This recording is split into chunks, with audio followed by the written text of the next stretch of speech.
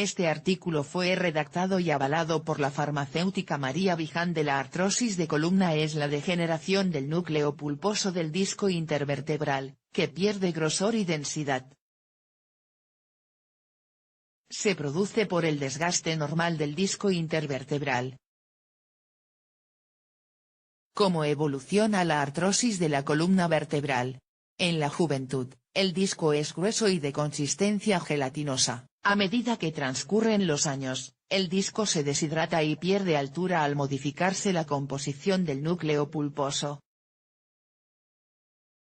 A partir de los 30 o 40 años de edad es normal que la radiología muestre signos iniciales de artrosis vertebral.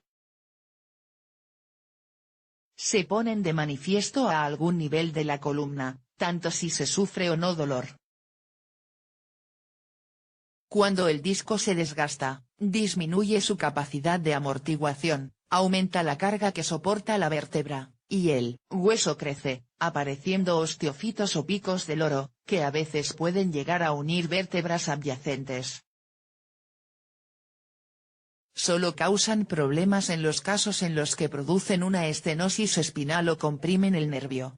La aparición más o menos temprana de este proceso y en su progresión influye en factores genéticos, nutricionales, traumáticos y mecánicos. El 80% de la población general tiene dolor de espalda en algún momento de su vida. Y todos los adultos por encima de cierta edad muestran signos de degeneración del disco. Factores de riesgo. Distintos estudios científicos han demostrado que, el sobrepeso corporal no acelera la degeneración discal. Por el contrario, un aumento progresivo del peso corporal de hasta 12 kilos, retrasa la degeneración. Aunque se desconoce el efecto cuando el sobrepeso es mayor. El tabaquismo tiene un efecto negativo. Trabajar con cargas pesadas también tiene un efecto mínimo sobre la degeneración. La carga genética es el principal determinante de la degeneración del disco. Síntomas de la artrosis de columna. Algunos de los síntomas de la artrosis de la columna son, dolor lumbar bajo que va y viene. Rigidez de columna en la mañana que se alivia en el curso del día y disminuye con la actividad. Dolor lumbar que se irradia a glúteos, muslos y región pelviana. Pérdida de fuerzas en las piernas, dolor y rigidez en el cuello.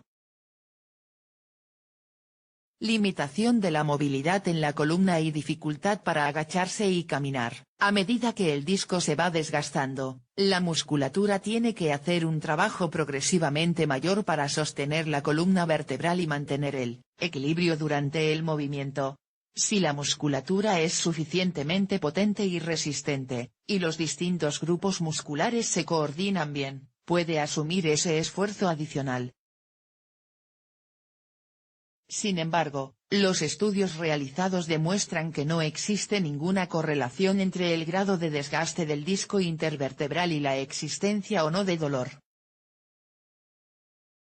Cuanto mayor sea el desarrollo muscular, menos directa es esa relación.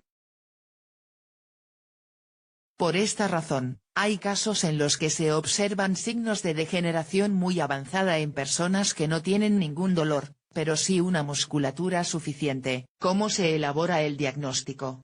El diagnóstico de la artrosis de columna se basa en síntomas como dolor, rigidez y limitación del movimiento. Además, se considera la exploración en la que suele destacar dolor, y limitación de la movilidad de la columna lumbar. Las pruebas complementarias que se piden con más frecuencia son las radiografías de columna. Tratamiento. El objetivo del tratamiento es aliviar el dolor y mejorar la calidad de vida. Para ello, se dispone de varias alternativas como, medidas físicas, fármacos y cirugía.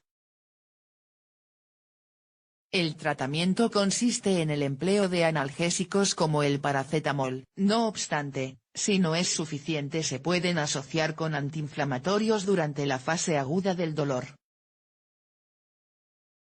En los casos en los que no se pueden utilizar antiinflamatorios, pueden ser útiles los analgésicos opioides como el tramadol.